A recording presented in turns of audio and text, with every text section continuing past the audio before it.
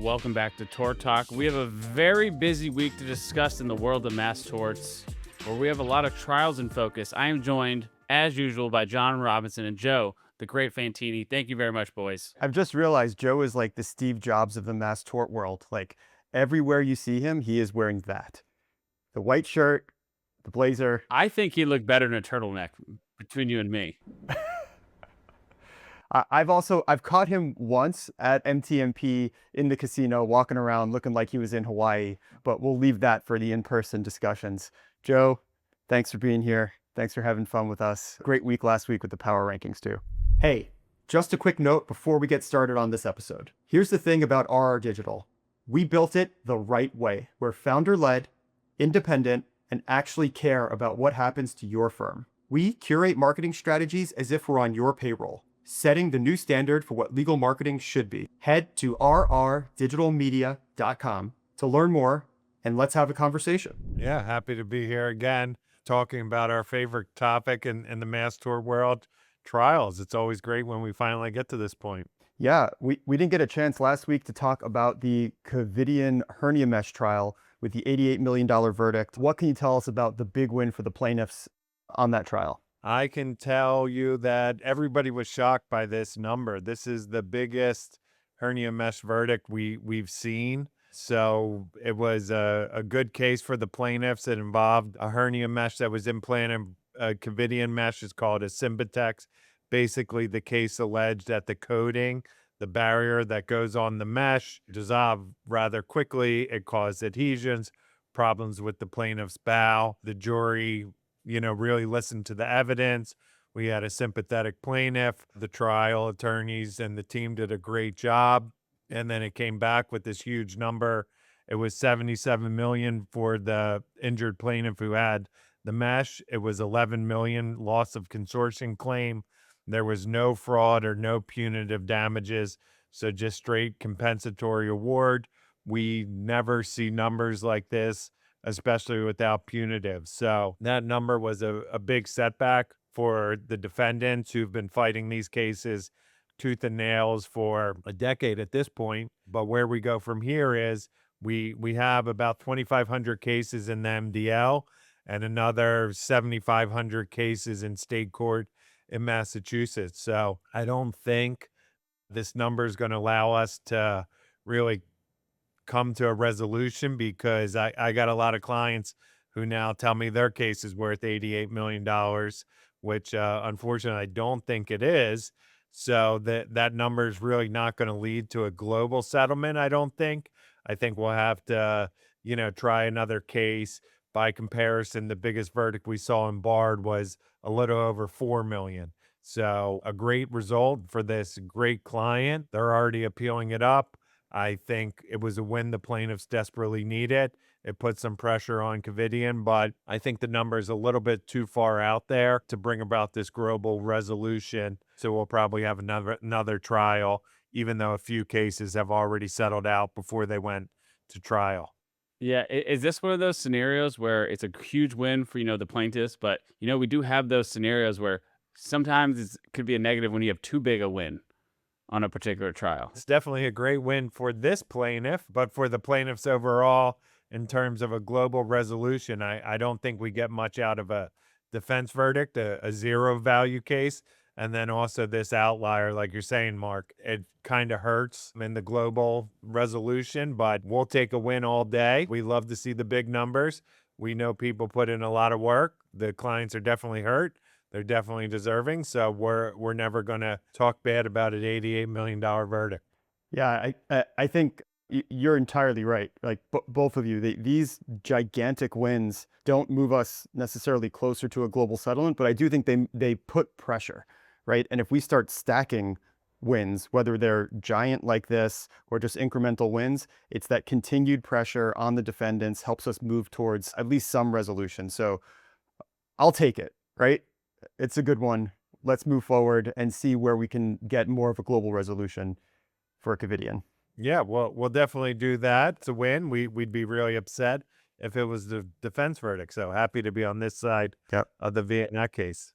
Continuing the theme of trials, another trial that's finally kicking off after 4 years after the MDL was formed was the NEC trial. What should we expect, Joe? I know we've had very, very large, big verdicts on the NEC side recently, individual trials. What are we expecting for this one?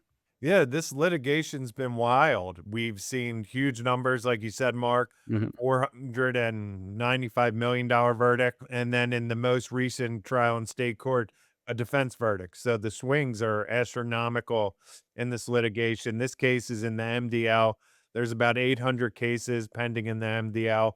We've seen and talked about a lot of cases going further along in state court in Illinois and then also in Missouri. Just had the last verdict that came down, like I mentioned earlier this summer. That was a defense verdict. Before that, in July, there was a $60 million verdict that got overturned. But before that, in the late spring, there was a 70 million plus verdict in favor of plaintiffs. So it's been really hard to get the cases to trial in the MDL.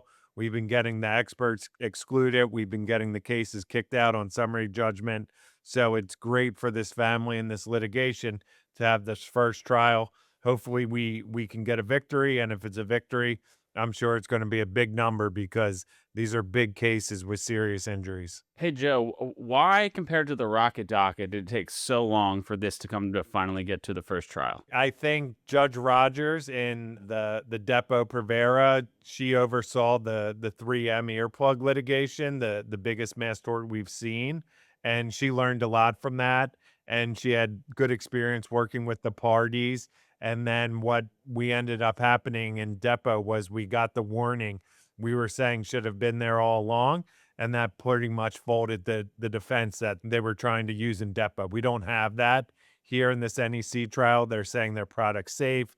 They're giving adequate warnings. They're still selling it. They're still making money. So not much has changed from their end. So they're fighting this a lot harder. It's a real complex case. It's really severe injuries with big values. So we wish they all were that Rocket docket like Depo. It's not always possible. And the defendants certainly have secured some big wins in this litigation, but I'm hoping we can get back on track here with a plaintiff victory. Moving on to barred PowerPort, the second Bellwether trial is about to begin. In the first trial, we saw the defendants win on 2 of the claims, the negligence and failure to warn claim, but the jury could not come to a verdict on the design defects. How is this second trial different from the first, and what does it mean for the future of the barred PowerPort litigations? This is pretty much an entirely different case. So we have about 3,000 cases pending in the MDL right now. The first case was an infection only. So basically in that case, they were alleging that the plaintiff developed an infection from the port. It spread. It was a bad infection. The defendant said basically the plaintiff and his family at home didn't follow their instructions properly on how to use it and how to tend and keep everything clean.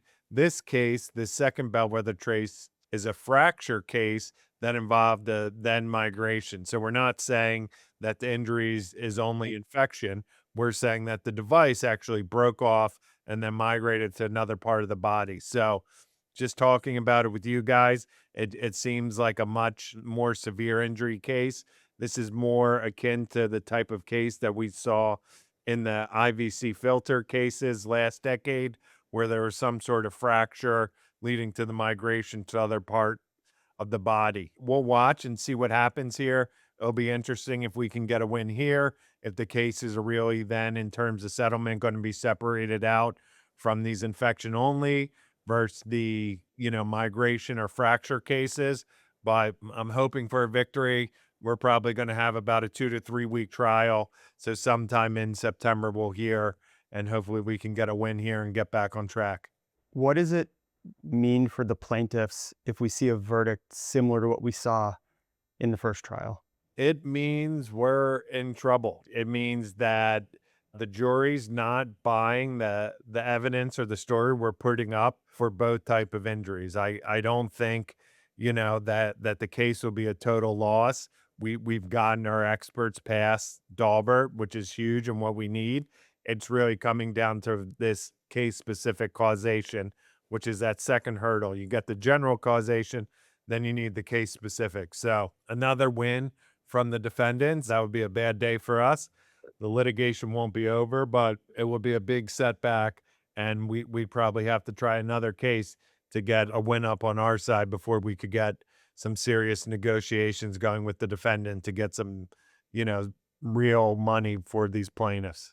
And last but not least, we got a big one, or we're going to call it the big one moving forward, with one of the state's AG calling this the largest consumer protection lawsuit in American history, the social media case. It is a case that has potential damages in the trillions. I said that right. Not billion, but trillions. What is at stake here besides the GDP of a small country? Yeah, there's a lot at stake. So I've been seeing and watching all these filings come across. The witness list from both sides is extensive and lengthy.